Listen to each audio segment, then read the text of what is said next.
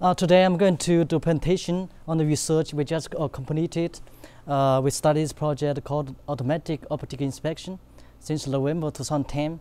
So after 12 months of hard working with my students, we successfully completed and we successfully built the machine. So later on we'll demo the machine to you. Before that, I would like to introduce the background of this project, what this project for, why we started, and how we accomplished it. Because this project is really challenging for us. At the very beginning, we tried different devices, we tried different Windows parts. But anyway, let's start from the introduction. Next slide. First, let me introduce the background of this project, why we started, how we began to work on that. So that's the beginning of the story. Later on, we'll talk about our experiments. We have conducted a lot of experiments before we reach your final conclusion or final solution. Then we'll talk about our future plans. So next year, 2012, what we're going to do. Our team will carry the momentum and we'll do more exciting projects. Okay, next slide. So inspection, automatic inspection says by the words. So what is inspection? Inspection has a lot of applications in the real world. For example, we have a lot of industrial products that need inspection, right? We want to make sure it complies the designs and make sure it works well. So how we do that, we have to measure it using some, the standard we designed. Then of course, we check different parts. If all the parts pass, then we can pass the product to the next line. Okay, next slide. But of course, inspection is broad, so we have to focus on some small area. Of course, the general principle can be applied in other places later on. But for now, we start from the printed board. Printed circuit board has high density. In the real world, we have a lot of products. I would say in the modern industry, most products are based on circuit boards, right? So like cell phone, whatever, you have some circuit boards inside. So circuit boards can be the fundamental building block for the whole infrastructure of the new world. But the challenges its in density to keep increasing. It's hard for the human eyes to inspect it. So we have to resort to some advanced technologies to inspect these boards automatically. Traditionally, of course, in the factory, people use microscope, use a lot of labor to inspect parts, but that can cause problems. For example, the recent Toyota recall that caused a lot of loss, and sometimes caused the loss of lives. Right?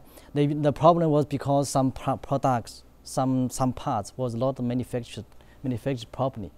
Particularly, they start from the pedal, the Toyota pedal. It recalled like 8 million vehicles like this, so they have to replace it. But this part, of course, is more like a mechanic part.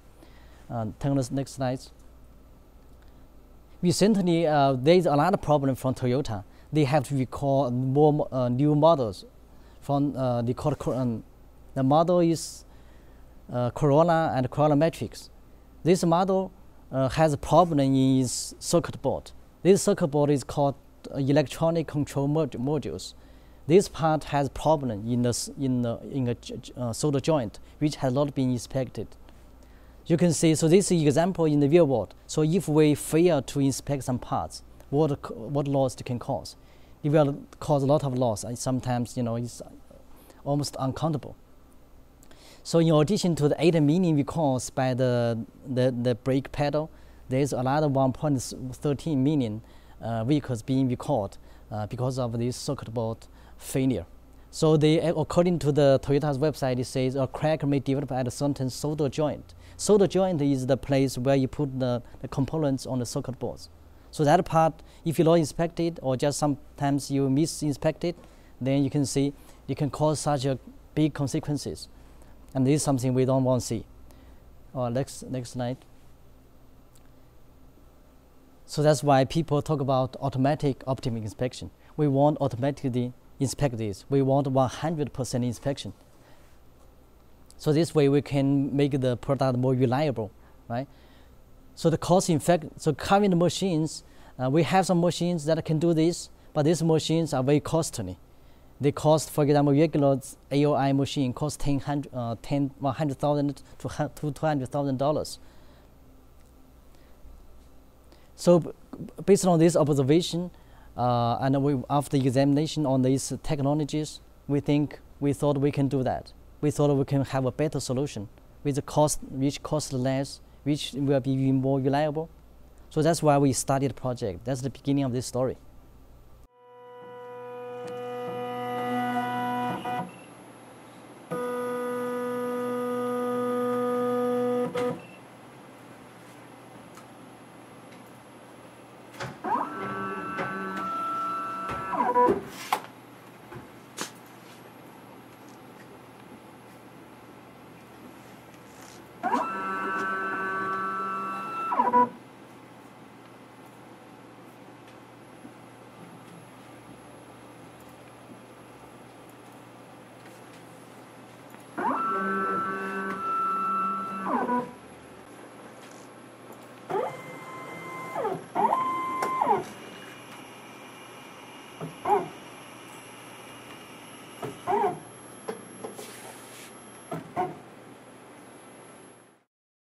We started this automatic optical inspection project in November 2010. One motivation behind this was because the existing products are very expensive. An AOI system manufactured by Japan or Germany asked for over $100,000. After reviewing technologies behind this, which are mainly about image processing, computer vision, pattern recognition, automation control, I thought I could do it with no more than $10,000. My name is Froilan Morales, and I'm an undergrad student here at the University of Texas at Brownsville. We first start off by initializing the machine. It's our routine to make the machine go to home position to have these as reference points.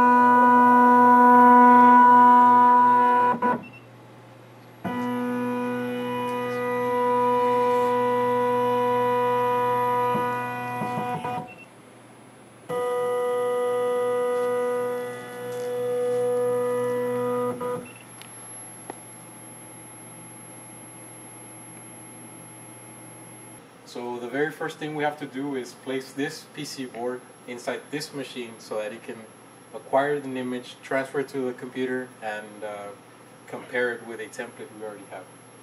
So to open this box, to open the platform, we have to come to this computer, and it has access to the microcontroller inside it, and it opens the platform.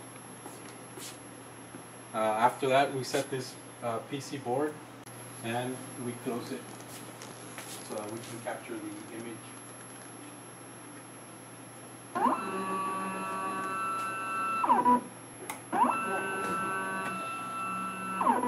So after we have acquired the image, we place this PC board to the CNC machine. This CNC machine simulates the repairing process. For right now, this machine can tell you the exact location of where each error is located on the PC board. After we have acquired the image from the image acquisition box, we have this software here that compares it with a template specified by the user. The user has all of these options right here for the inspection options. They have options from edge thickness and bright threshold or dark threshold. You can also specify here the number of matches you expect to find, subpixel accuracy, and the number of matches found from this software.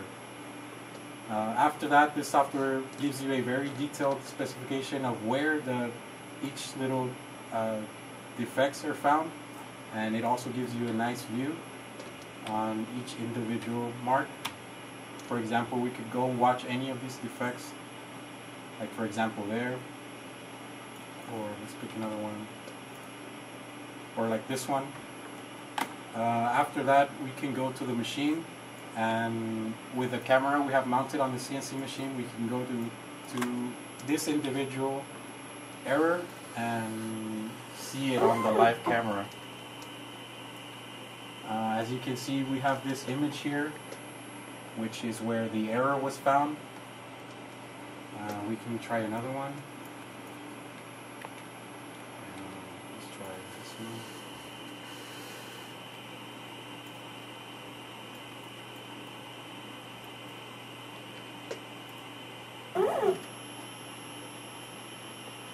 So that's how the machine finds the errors. So I have showed you how the manual inspection works. Now I'm going to show you the full automated inspection.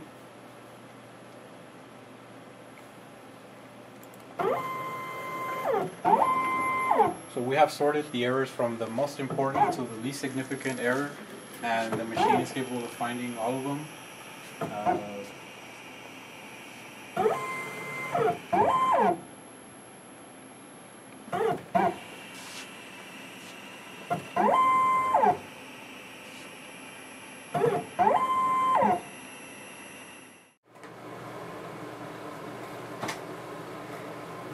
We had faced a lot of challenges during the process of research. On one side, we were restricted by the limited budget. On the other side, we had to buy a lot of devices in order to build a single machine. To make the right choice of devices, a lot of comparative experiments are needed. We cannot simply read in the materials on the internet to find the answer. The answer is not there. The answer is in our lab. We have to conduct them, we have to connect them, and see which one works best. My name is Oscar Valdez. I am a graduate student at the University of Texas at Brownsville, and I have been working in this project of an automatic optical inspection machine. It has a microcontroller here that communicates with the computer, so that from the computer we can activate the machine and move it out or inside. We can turn on the machine and it will move the platform inside to a home position.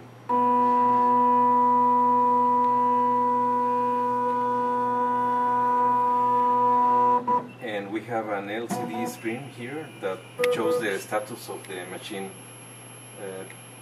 We also have a reset button for the microcontroller and an emergency stop button. On the back we have the connections for the CNC machine. We have the connections for the motors, for the X and Y axis of the motor, and the limit sensors of the CNC machine. We have a connection for the serial port and the USB connections that where the information about the image is sent to the computer. And we have the power connection and general power switch. We did this machine from scratch. We actually cut the wood and we cut the metal parts for it. And I was also in charge of doing all the wiring inside, from the microcontroller to the controller that is used to move the motor. Inside the machine we have the microcontroller here, which is the one that communicates with the computer, and we have the controller card for the motors. I programmed the microcontroller using a basic language. This is an 8-bit microcontroller. We are using the PIC 16F8877, which it has been very useful to do this job. And on the front, this will be the front panel, and we have the connection for the LCD display and the switches. In order to put the CNC machine in its home position, we use some limit sensors, which we have one here in the front. This is a magnetic sensor that is activated when the machine, for example for this, when the x-axis of the machine moves to the front. For example, I will move it by hand now. So when it gets to this position, the sensor will be activated, so the microcontroller will know that it is in this position. And we have another sensor on the back and two more for the Y-axis on the sides. We will carry the momentum of this AOI project to build more machines for modern industry.